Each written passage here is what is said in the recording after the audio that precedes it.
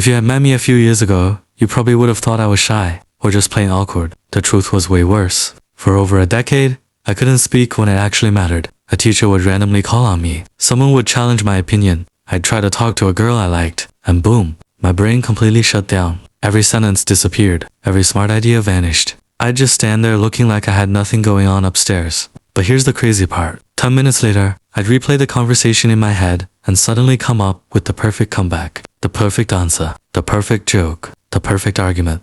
Too late. That cycle repeated for years. I missed friendships. I missed opportunities. People assumed I wasn't confident when, honestly, I just couldn't think under pressure. Then one day I realized something. Communication isn't a talent, it's a skill. And skills can be trained, so I became obsessed. I studied psychology. I watched world-class interviewers, public speakers, comedians, and leaders. I tested dozens of techniques. Most of them were useless, but a handful completely changed the way I communicate. Today, I'm sharing the 5 biggest lessons that actually made a difference. If you've ever frozen during conversations, blanked out in an interview, or struggled to defend your opinion, pay close attention. Because this first lesson explains exactly why that happens. Your brain isn't broken. It's overloaded. When you're talking to someone you think has more status than you, a boss, a professor, someone you're attracted to, or anyone whose opinion feels important, your brain starts running too many programs at once. You're trying to understand what they're saying. You're planning your next sentence. You're monitoring your body language. You're wondering if you sound weird. You're worried about looking stupid. And while all that's happening, your emotional brain hits the panic button. When stress spikes,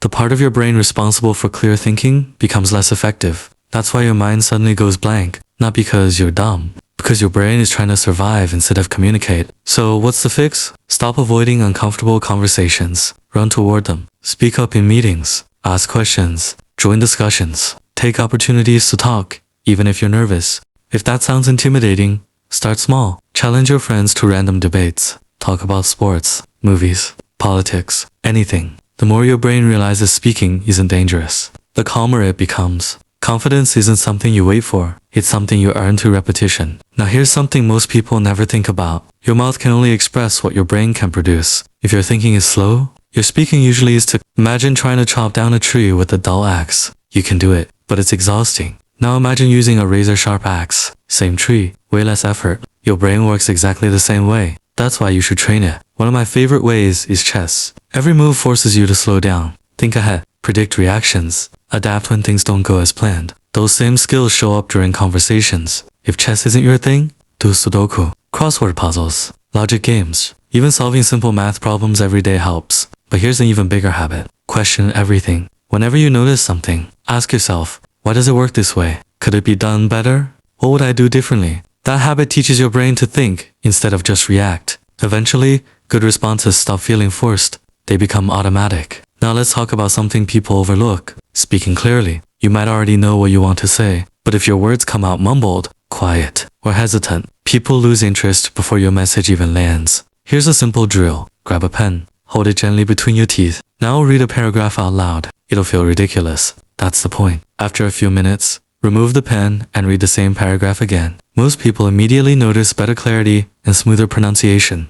Another trick. Don't barely move your mouth when you talk. Open your lips. Move your jaw. Articulate your words. It might feel exaggerated to you, but to everyone else, you'll sound confident, energetic, and much easier to understand. Now here's a mistake almost everyone makes. They expect themselves to say brilliant things without ever exposing themselves to brilliant communication. Your brain learns from patterns. If all you consume is mindless scrolling, that's the quality of conversation you're feeding yourself. Instead, study people who communicate at a high level. Watch interviews. Notice how great speakers stay calm under pressure. Watch comedians. Pay attention to their timing. Watch debates. Notice how people defend ideas without losing control. Don't just watch for entertainment. Watch like you're studying film before a championship game. Look at their pauses, their eye contact, their confidence, their word choice. Then borrow those techniques. Eventually, they become part of your own style. And finally, here's the biggest lesson of all. Never practice under pressure first. Practice where failure doesn't matter. Record yourself talking. Tell stories to your friends. Speak in front of your phone camera. Have fake interviews with yourself. Mess up. Laugh. Try again. When your brain masters communication in safe environments, it stops panicking in real ones. And one day, without even realizing it, you'll answer questions without freezing. You'll defend your opinions without stumbling. You'll walk into conversations with confidence instead of anxiety. That's when communication stops feeling like a battle and starts feeling natural. If you're serious about becoming someone people actually listen to, don't just watch this. Pick one lesson and start using it today, because confidence isn't built by learning, it's built by speaking. And one day, you'll answer questions without freezing, without even realizing it. You'll defend your opinions without stumbling. You'll walk into conversations with confidence instead of anxiety. That's when communication stops feeling like a battle and starts feeling natural. If this video helped you, don't let it be another video you forget 5 minutes from now. Hit that subscribe button, because every week, I break down practical psychology, communication, confidence, and self-improvement strategies you can actually use in real life. And before you leave, drop a comment telling me the one situation where you always freeze. A classroom, job interviews, talking to someone you like, or during arguments. I read every comment, and your answer might inspire the next video. Until then, keep practicing, keep speaking, and remember, the people who seem naturally confident usually weren't born that way, they trained for it.